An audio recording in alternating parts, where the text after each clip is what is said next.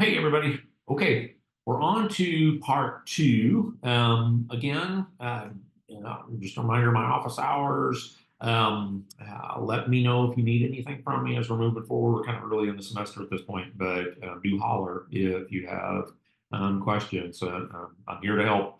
Um, so you think of me as a consultant, and you already paid me your money, and I spent it. So you can't have it back. So you might as well get your money's worth. Let me know if I can be of assistance to you at all. Okay, so we're going to be talking about the coastal environment again today, continuing with our discussion from last class period. You'll remember we ended talking about tides and the effect that in Galveston Bay in particular wind has on observed tides.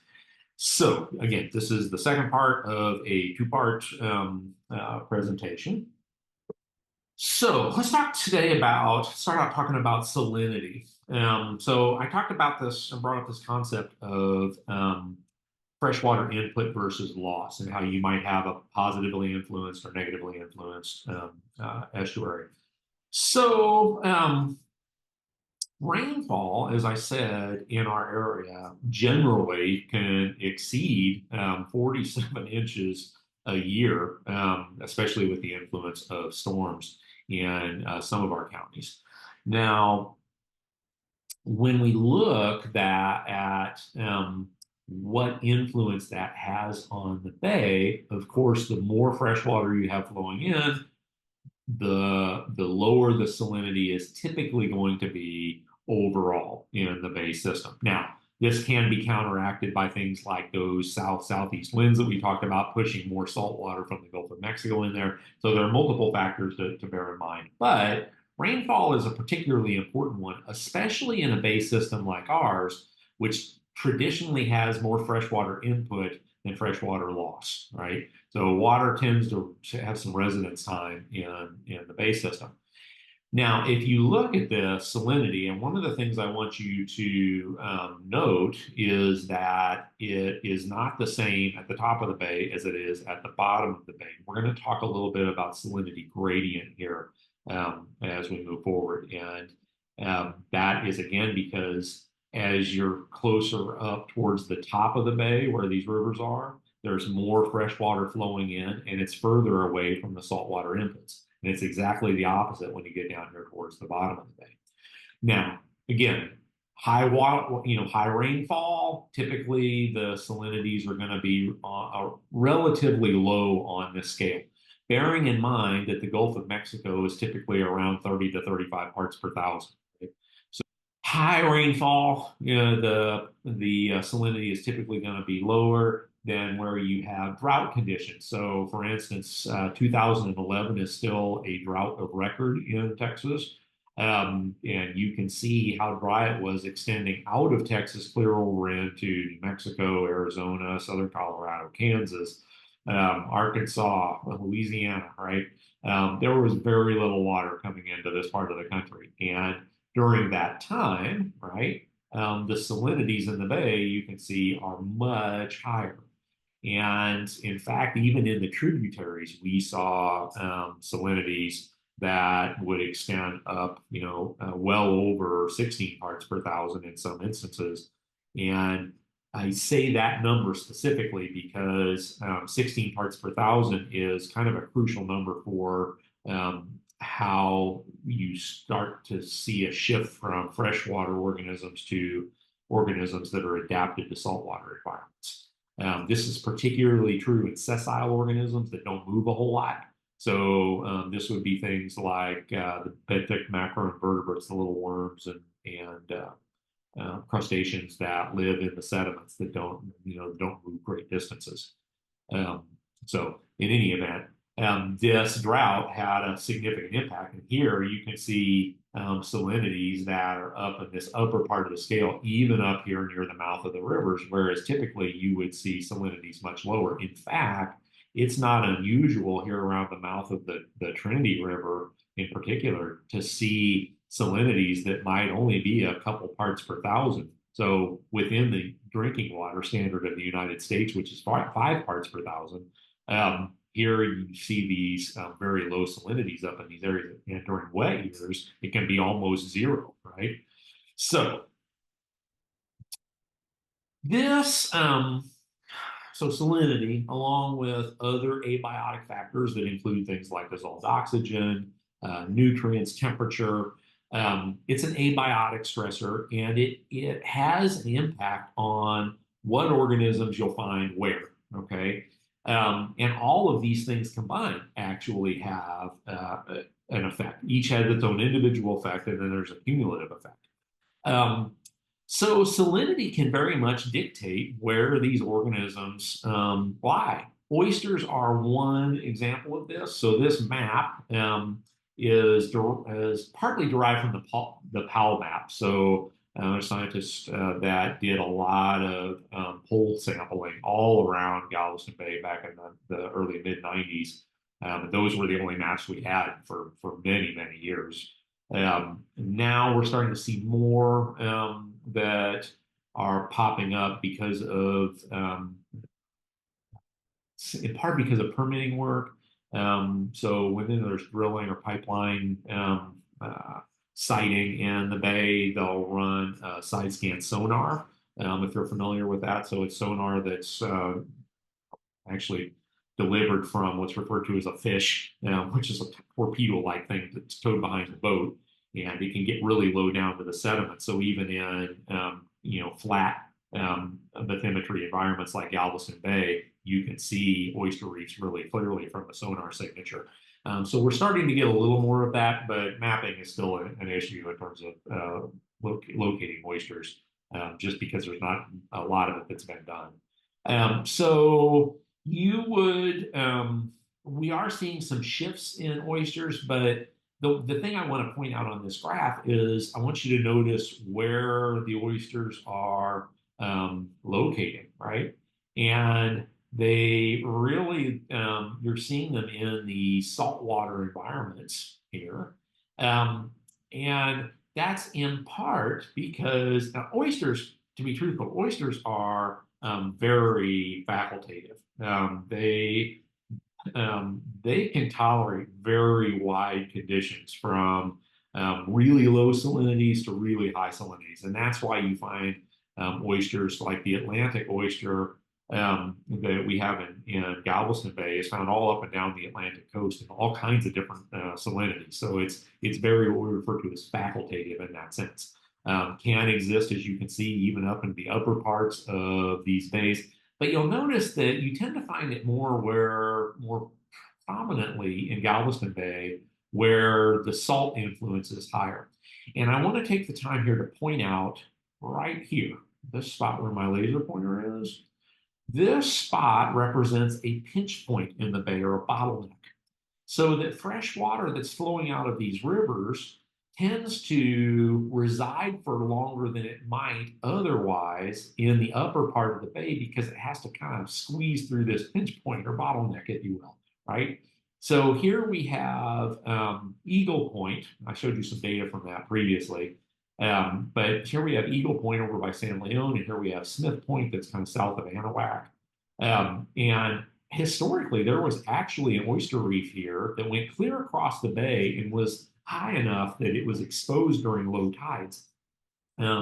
This was called Redfish Reef, and it was present there well into the late 1800s. Eventually, most of the shell was harvested for roads and road surfaces and that kind of stuff, and really significantly impacted. It has never recovered entirely.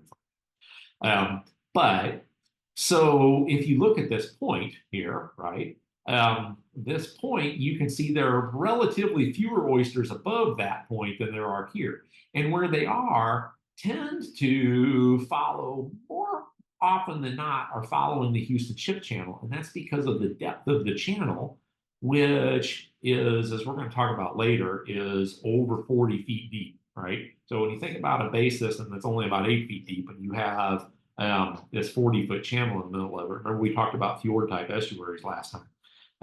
You do get salt water that flows up the Houston Ship Channel, while fresh water is actually flowing along the surface of the water from the San Jacinto River, right? So you do get that kind of split that occurs because of the depth, the relative depth of the two. And that saltwater influx right along the bay makes this a pleasant place for those oysters to be able to survive. Okay, so what are some of the other stressors that are on these oysters that might impact where these oysters are moving to? And there are two predominant ones in Galveston Bay. So, as I mentioned, oysters they can tolerate very low. They can tolerate very low salinities down to about 2 parts per thousand, right?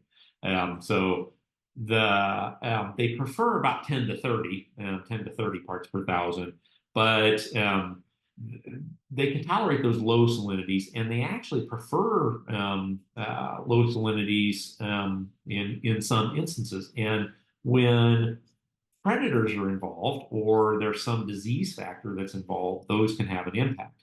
So what I'm showing you here are a couple of different parasites that can actually impact these oyster populations.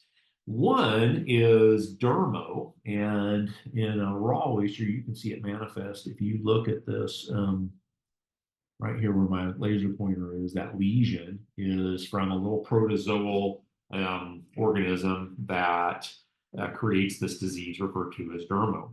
This can have a significant impact on these organisms. So this is what this looks like under a microscope.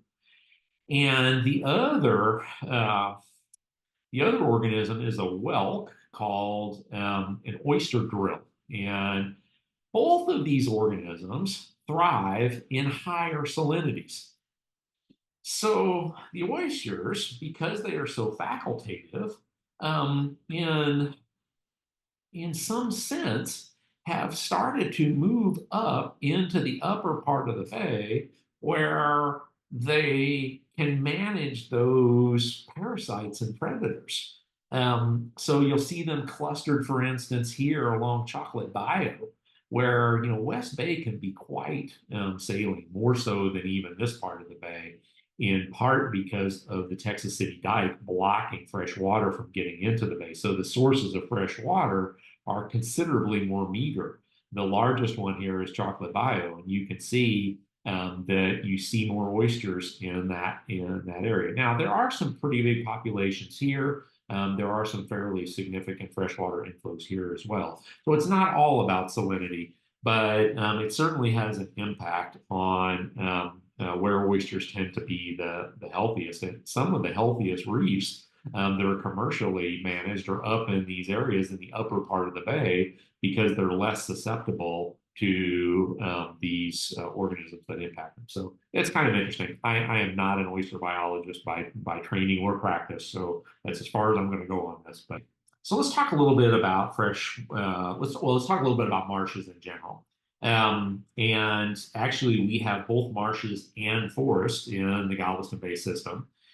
Typically, the forested wetlands tend to occur farther north. So when you get up into the riverine areas and where you have things like coastal bottomland forests that occur in this area, where you'll have these riparian forested wetlands that occur along the Trinity River, for instance.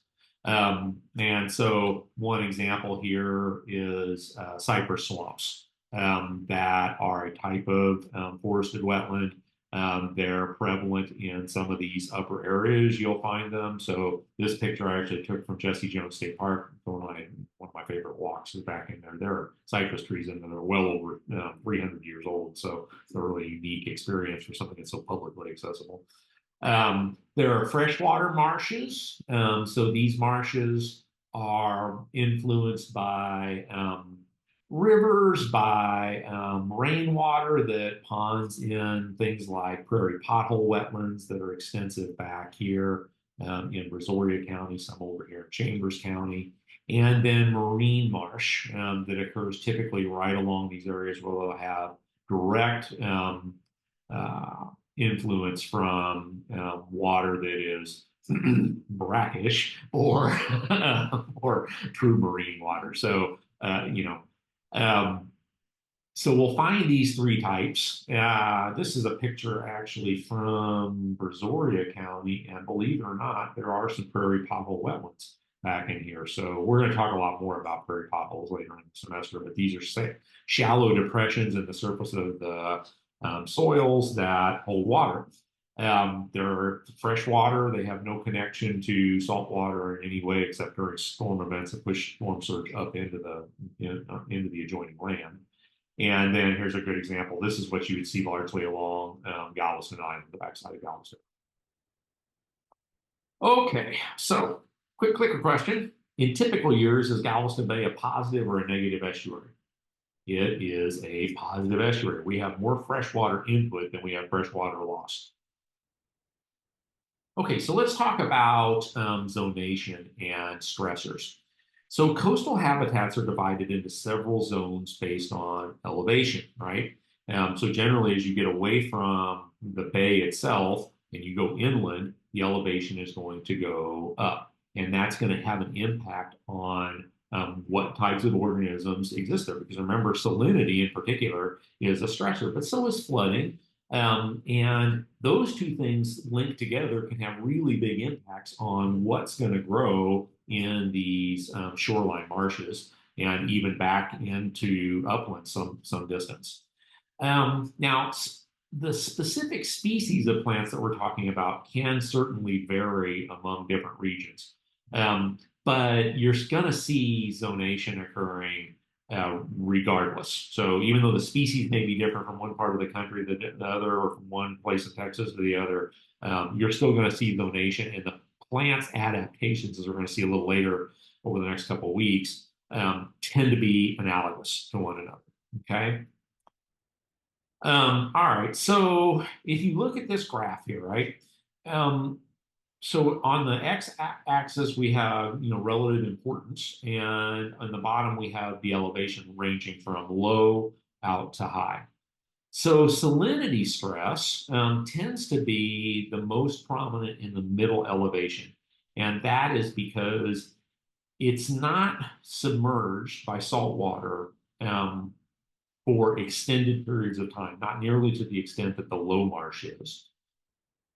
But it is more so than the high marsh, if that makes any sense. So it is going to see salt water, especially during high tides. But then that water is going to recede, and it may not see those high tides again for some days, or weeks even in some instances. And that's going to allow the water to evaporate, leaving the soil to start to accumulate salt and the salinity to increase. So that stress tends to be highest here. Whereas in the high part of the marsh, where it doesn't see water, salt water very often, if at all, or in the low marsh, where it's seeing salt water pretty much all the time, so the species that are there are well adapted to it.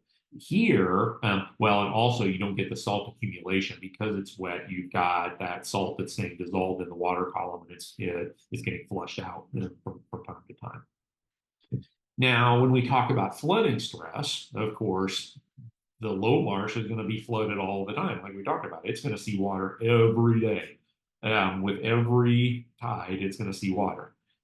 Whereas when you get to the upper part of the marsh, the high marsh, you're not going to see high water there very often at all. So the flooding stress in this part of the marsh is going to be relatively low. And then, let's see here. Here we go. In terms of competition, competition actually is highest in the high part of the marsh because there are less stressors. So more different species of organisms can occupy this part of the marsh safely. Okay. In the low marsh, where you have both salt stress and flooding stress, so two stressors, there are relatively few plants that have adapted to be able to manage both of those stressors, right? So diversity in the lower part of the marsh tends to be relatively low, okay? And tends to get higher as you go up higher in elevation. Let's see here. Okay, so we got those, right? Our high plant species diversity. Okay, so here, right, Again, looking at the elevation. So if we were to look at a cut of this shoreline, as you go higher, the higher marsh has it's the least stressful, most competitive, most different, most diversity. Here in the mid marsh, this is where you're going to have the highest salt stress, and in the low marsh is where you're going to have, looking here at the water line, you're going to have the highest flooding stress. That doesn't mean this is absent of salt stress altogether. There's still quite a bit of salt stress here. Okay, so why is salinity stressful? Well, salt ions can be quite disruptive in cells. So they are considered a toxicant. So, as a toxicologist, when we refer to pollutants, for instance, they're referred to as toxicants. Salt ions are toxic to cells. They can create an osmotic imbalance that prevents the uptake of water, even when inundated. They can repel and prevent the uptake of positively charged nutrients like nitrogen-based nutrients. All right. That can be really problematic in how the plant functions, right? So one area we see this fairly readily in low marsh environments is with seed germination. So high salinity can really inhibit seed germination. So case in point, we had another drought. Now, this one was not as severe as what we saw in 2011. We had another drought just this past year in 2023. And you can see that here in the Galveston Bay area in particular, it was very dry. But even more importantly, it was very dry through our entire watershed, right? So all of the water that would typically drain into either the Trinity or San Jacinto rivers and into all of these little bayous and streams that surround the bay weren't getting a lot of water. So we weren't getting much freshwater influx into the bay. And consequently, what we see is higher salinity values. So I want to work through a couple of these graphs here. So I'm going to work on my bigger screen here. So as you look at this, Trinity Bay and Upper Galveston Bay. So this is above that pinch point of Smith and Eagle Points, right? So if you look here, from 2008 all the way up until 2012, all right, so this incorporated that drought year in 2011. You can see here that, and truthfully, this is true even in the lowest areas of the bay, like West Bay, but that are relatively higher baseline salinities. But you can see that generally the salinities kind of move around, but they never really exceed 20 parts per thousand in that upper part of the bay for Trinity Bay. And in most instances, they're much lower down here around 10 parts per thousand or less, right? Um, Same thing if you look at upper and lower Galveston Bay, all right? And even to an extent, East Bay, right? So tend to be relatively lower salinities until we get into that drought year. And you can see here that Trinity Bay gets up close to 30 parts per thousand, right? That's well above that 16 part per thousand kind of break point that you see that starts to affect freshwater organisms, and even higher in East Bay and Upper and Lower Galveston Bay. So this is important. And then once that drought kind of starts to go down, and we get into the rainy part of the year, you can see that kind of falls back down more towards normal levels, not entirely normal because 12 was kind of dry as well. But in any event, so this was that record drought year, right? And you can clearly see the impact it has on salinity when that low amount of fresh water is coming in. In other words, where our freshwater loss is greater than our freshwater inflow, that has a significant impact on salinity. Well, okay, so let's look at last summer, right? So you can see here again, this is Eagle Point right at that pinch point. Okay. Here you can see that salinity is right around, kind of hovers in the early part of the year down around 10 parts per thousand. Now, spring is kind of a wet period too, so we get a little bit of rain during that time frame, but it wasn't particularly wet this year. Still down around 10 parts per thousand, and then you could see as we got into the summer how even at Eagle Point, we were seeing at that station, at that data collection station, we were seeing salinities up near 30 parts per thousand, right? So very similar to what we saw in so Eagle Point would be following this line of upper and lower Galveston Bay, so this orange line. And you can see during the height of that drought, salinities got over 30 parts per thousand. Well, we saw that again this past summer. Okay, so why does that matter? Well, I happen to be, or just finished up a project, a monitoring project on a habitat restoration site down in Texas City, in just inside of Moses Lake and Dollar Bay, so very close to Eagle Point. And so these habitat restoration sites have been planted within the last couple of years. So they were first planted 2022, if my recollection is correct. Any event, so let's look at stem counts here, right? These stem counts, as you can see in the first year, 2022, so this was our first year of monitoring, we had high stem counts. And so Spartina reproduce in two different ways. So they reproduce sexually because in terms of seed distribution, right? So they go through the whole pollination process and they drop seeds that float.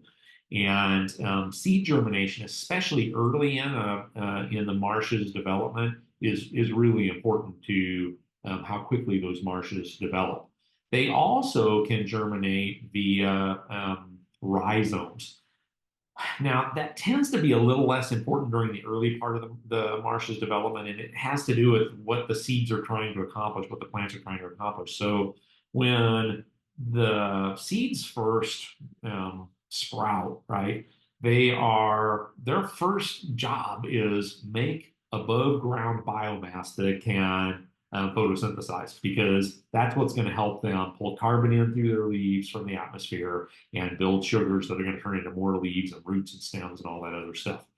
And it's a particularly stressful time because the seed itself only has just enough material in there to support the plant as it first, starts to germinate, and you get those early leaves. After that, it plant pretty much on its own, right? Rhizomes start to become more prevalent after the first couple of years when the plant is more established. So this site was sprigged with young plants, right? And so they didn't have a lot of root mass. And so when we sprig, essentially put a little hole in the ground, stick the plant in there, and kind of cover it. Right? We're doing that one plant about every 3 feet. Well, you can see in this image, there's a lot of plants there in that first year. They really did do very well. And they'll seed right away, right?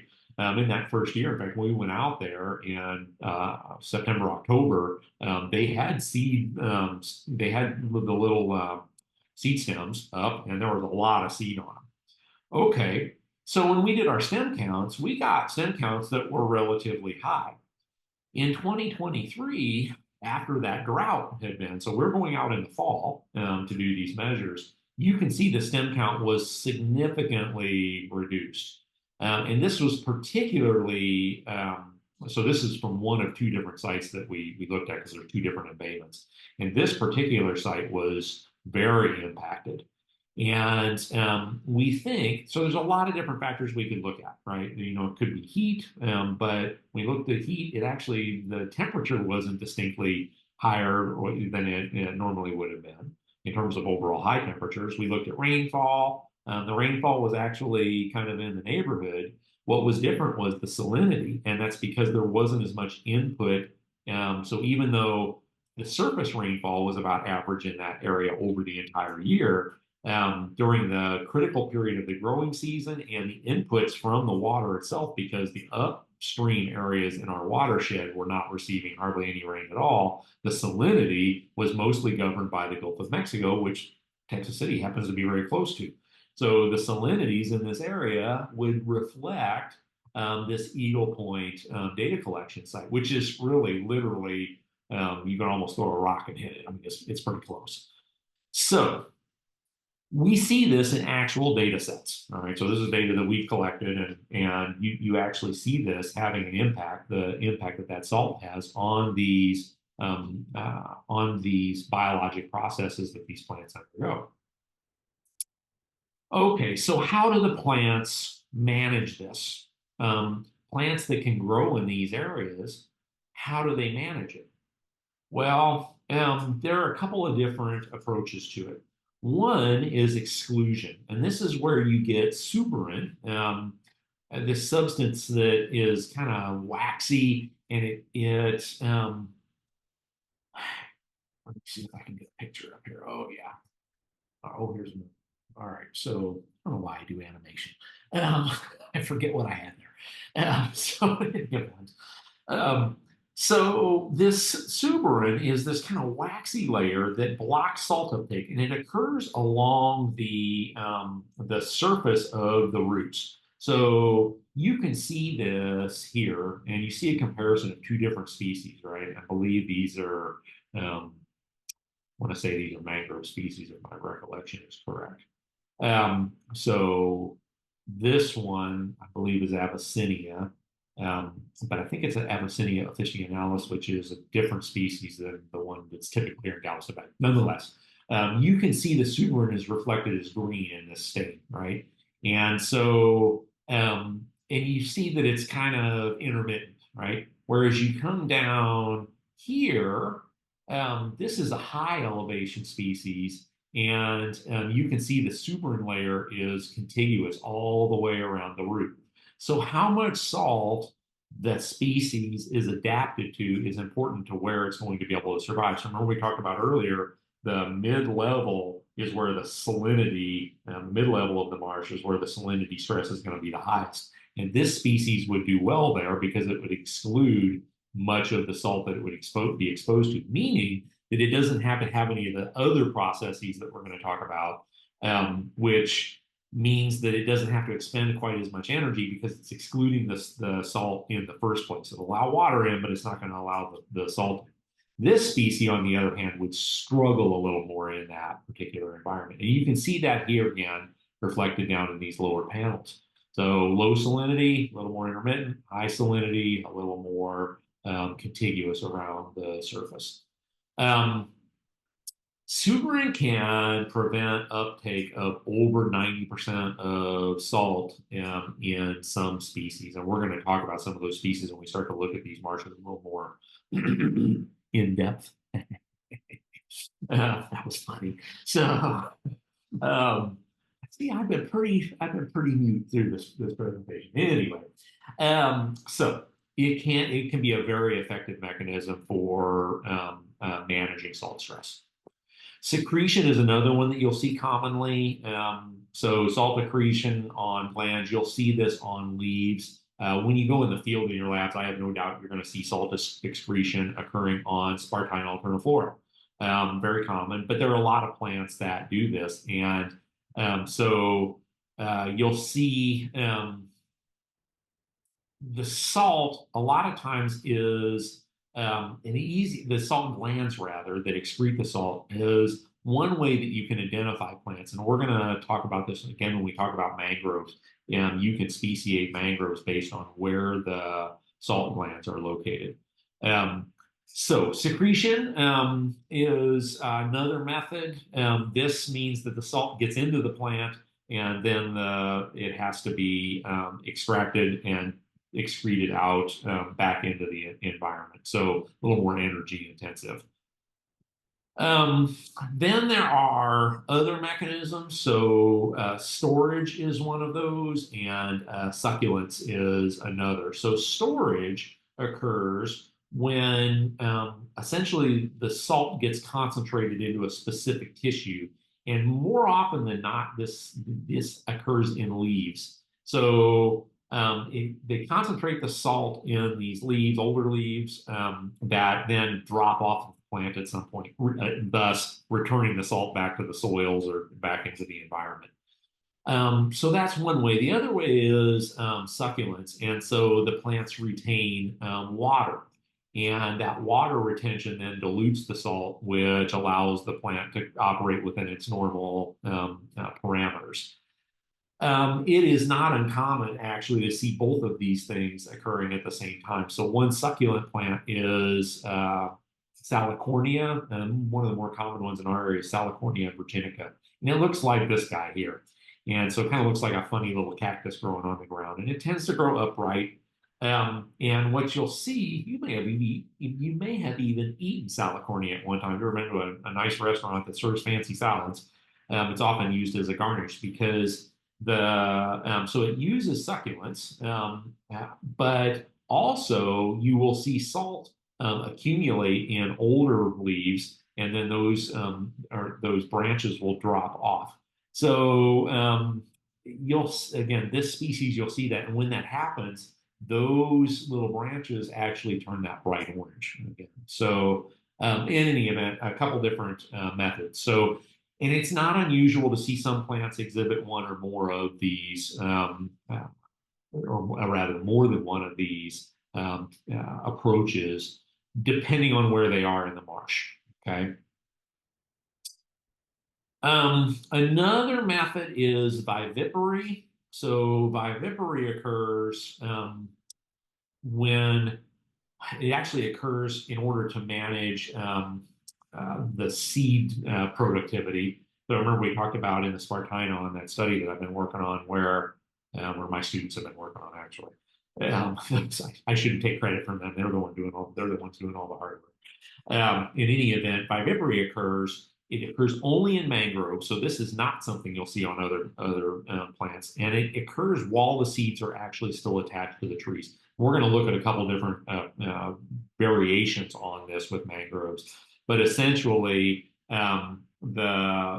it protects new vulnerable seeds from saltwater stress, but it still allows the nutrients that the plant picks up to be sequestered into those seeds and the fruits.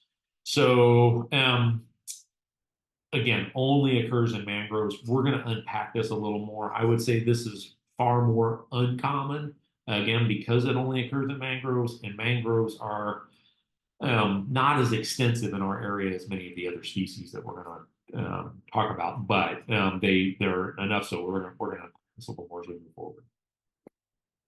So you tell me, now I don't have this as a clicker question, but you tell me, where are you most likely to find salt glands? Where are you most likely to find suberin? Well, salt glands are mostly going to occur in the leaves. Suberin, that waxy substance, is more likely to occur down in the root structure. So suberin is more active in terms of blocking salt, all right, excluding it, whereas salt glands are more a mechanism of excretion. Okay. Okay, so let's talk about another stressor, flooding. So why is flooding stressful? Well, one thing it does is it limits light, right? If you've ever been diving or snorkeling, you know the deeper you go into the water, the darker it gets. And you don't have to go very deep in most instances to get into really dark conditions, conditions that you might need lighting, flashlights and the like. Even though you might be out during the middle of the day, right, when the sun is at its peak. So light limitation is a problem. Water diffracts that light and filters it. Flooding is another issue because water prevents oxygen from the atmosphere from diffusing directly into soils. It creates a barrier, right? And that can then create an inadequate supply of anoxia. An inadequate supply of oxygen, creating this condition called anoxia in these submerged soils referred to as sediments. Okay, so if you think about it, all organism cells have to respire.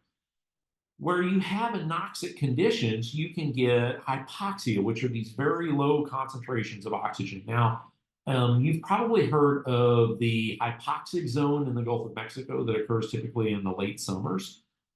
This is an area of very low oxygen content, typically off of the upper coast of the Gulf, so along Louisiana, Alabama, Panhandle of Florida, and even stretching into North Texas, clear down to Galveston Bay on the worst years. But this occurs in the sediments and underneath the water as well, depending on the conditions.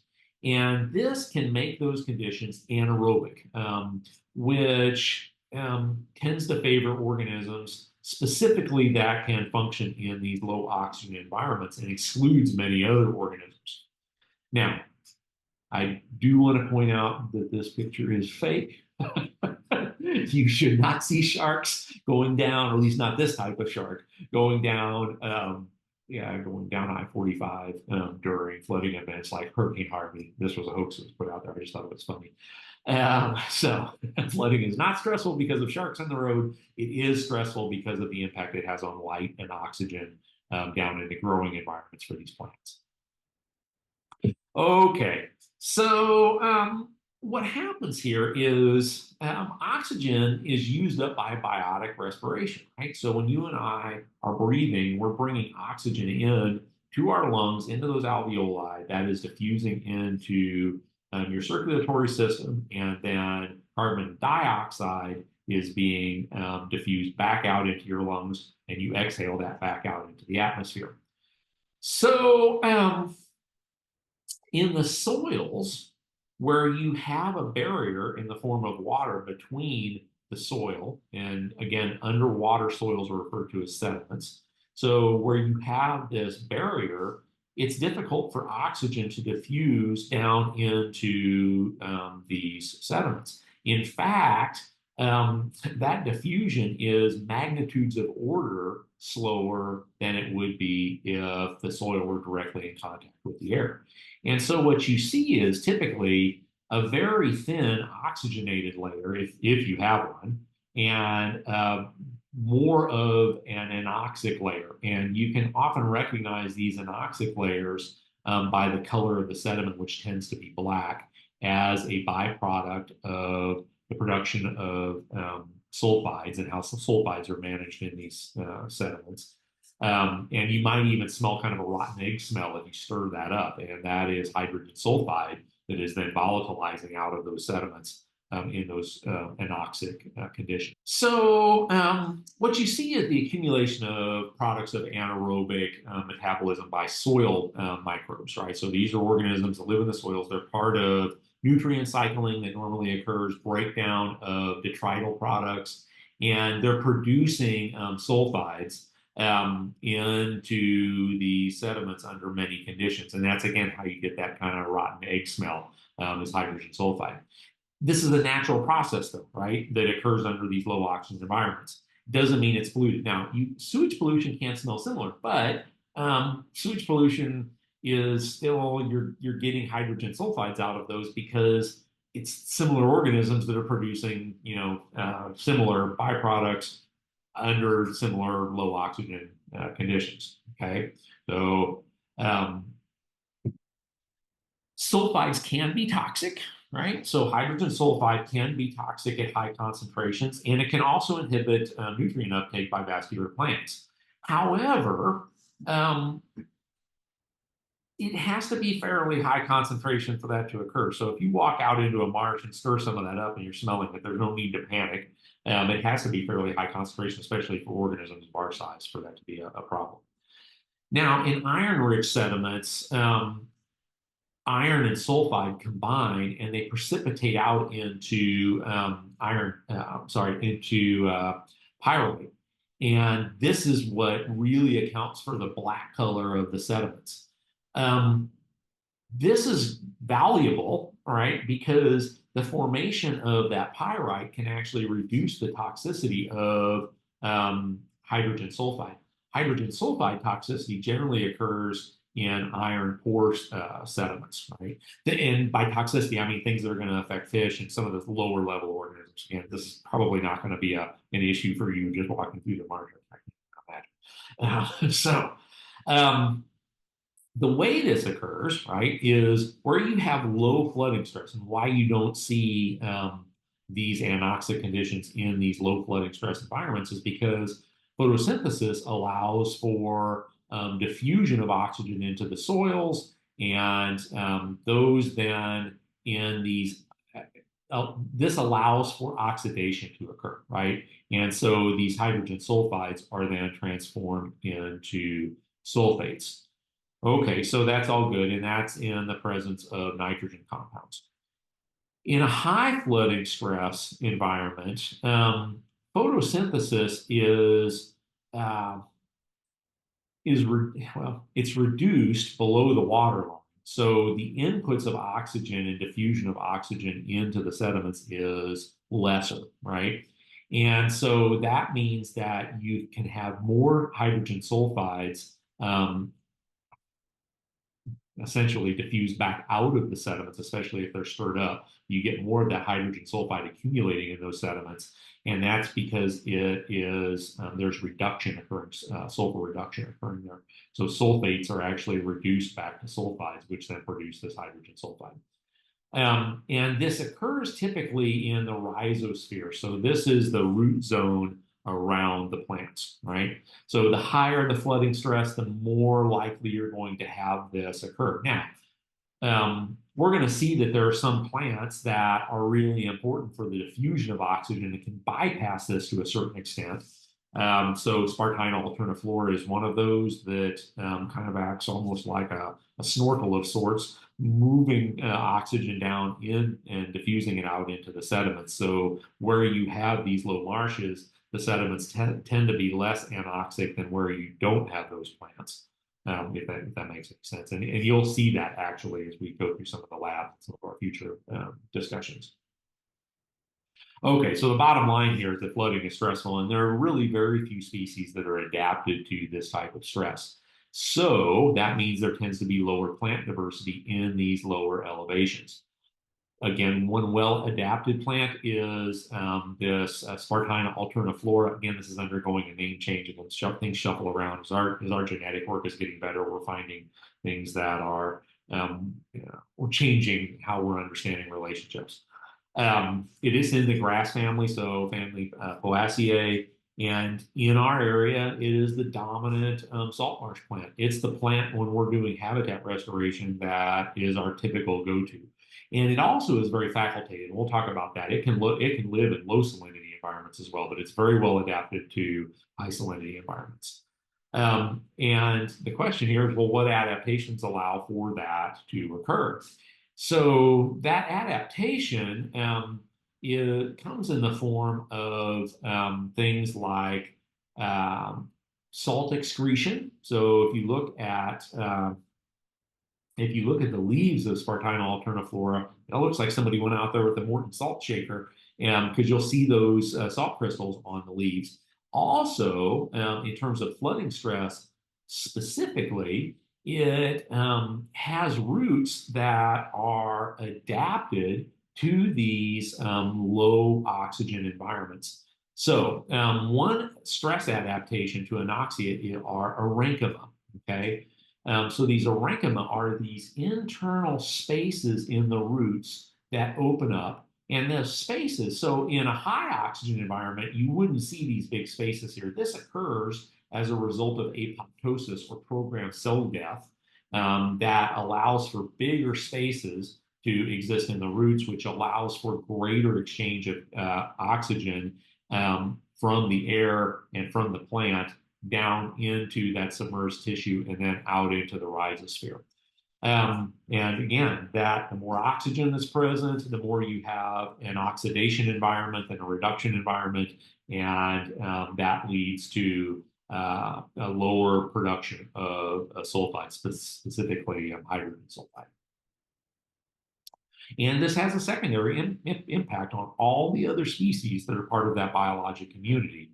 So the more oxygen you get into the sediments, the more rich those sediments tend to be for aerobic organisms, and that can then have impacts up trophic levels. Okay, and we'll see that more as we evolve further. I talked about all this, but parenchyma do occur both in monocots and dicots. And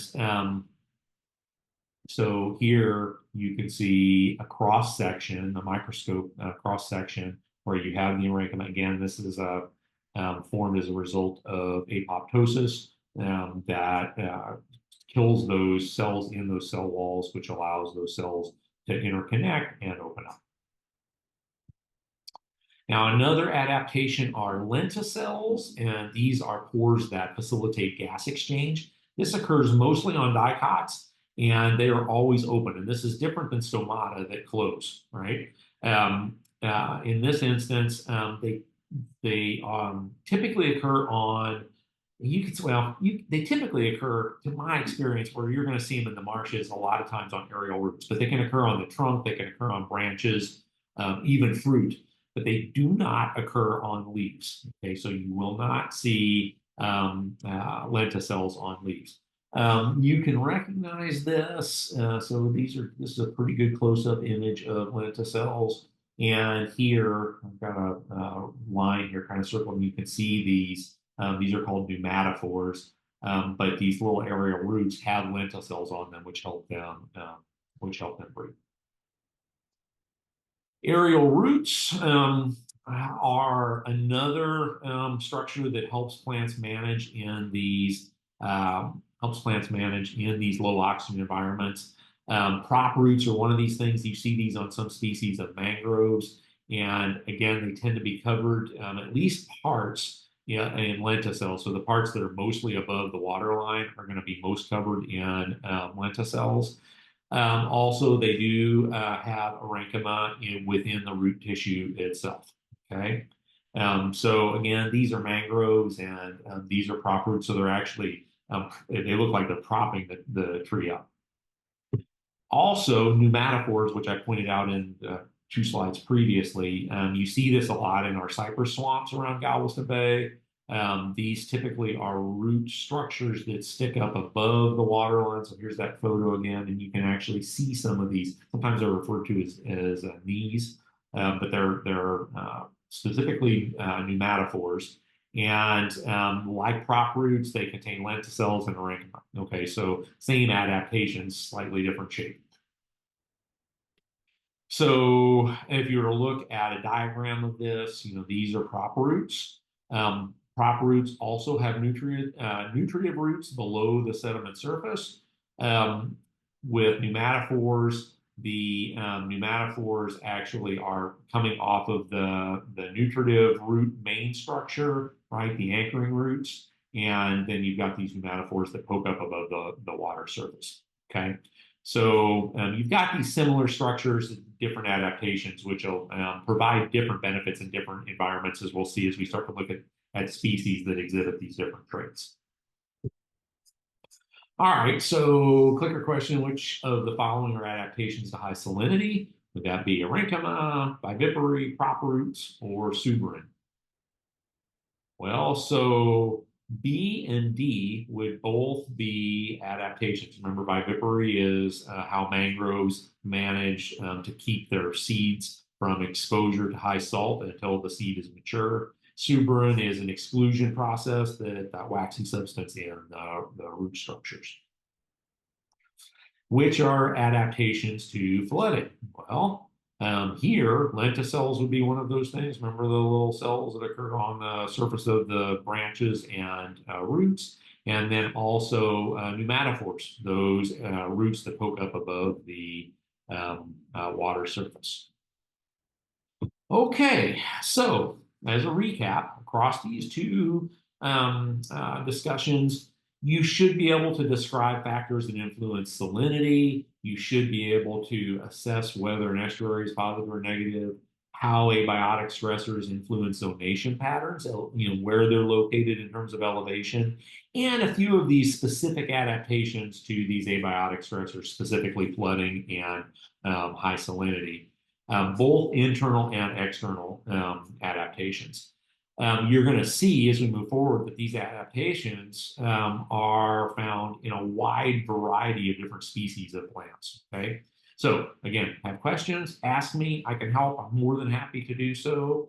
And you can do that again during my office hours and the like. So you've got, be sure you're now paying attention to your weekly quizzes. Be sure you're keeping up with your labs. This week, we're going to be working on plant taxonomy and morphology. So you are going to be going in the field as well. I hope to join you on at least one of these trips. And please pay attention to Brooke and Krista, and be sure that you're following their instructions in terms of how to prepare yourself for going out in the field. It is a different environment than the classroom environment, and it can be either relatively comfortable or uncomfortable, and that is your choice. Okay, so be alert to that. All right, well, I'll look forward to seeing you next time.